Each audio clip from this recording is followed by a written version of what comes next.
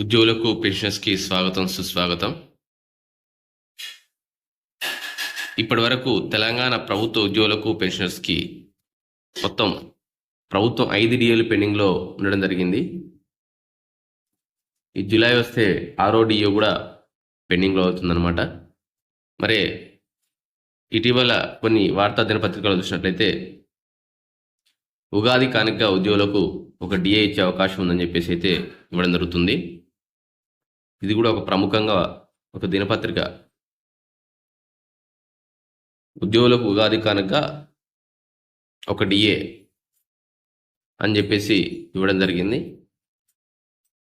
ఒకవేళ ఒక డిఏ కనుక ఇచ్చినట్లయితే ఇంకా 4 డిఏలు పెండింగ్లో ఉంటాయి. దీంతో పాటుగా పిఆర్సీ పెండింగ్లో ఉంటుంది. సో ఒక డిఏ కాకుండా కనీసం 2 డిఏలని ఇస్తే బాగుంటుంది.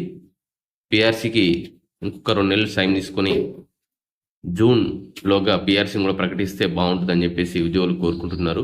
ఎందుకంటే ఇప్పటికే తెలంగాణ ప్రభుత్వం ఆర్థికంగా ఇబ్బందులు ఉందని గౌరవ ముఖ్యమంత్రిగా తెలియజేయడం వల్ల ప్రజెంట్ కనీసం ఉద్యోగులకు ఉగాది కానుక నెక్స్ట్ రంజాన్ కూడా ఉంది కాబట్టి అన్ని రకాల ఉద్యోగులను సంతృప్తిపరిచినట్టుంటుంది. కాబట్టి ఉగాది కానుకగా అలాగే నెక్స్ట్ రంజాన్ పండగ కానుకగా ఒక డిఏ కాకుండా 2 డిఏలు ఇస్తే బాగుంటుందని చెప్పేసి అయితే కోరుకుంటున్నారు. ఇది ఈరోజు వార్త. మొదటిసారి ఛానల్ చూసిన వాళ్ళు తప్పకుండా సబ్స్క్రైబ్ చేసుకోండి, లైక్ చేయండి, షేర్ చేయండి.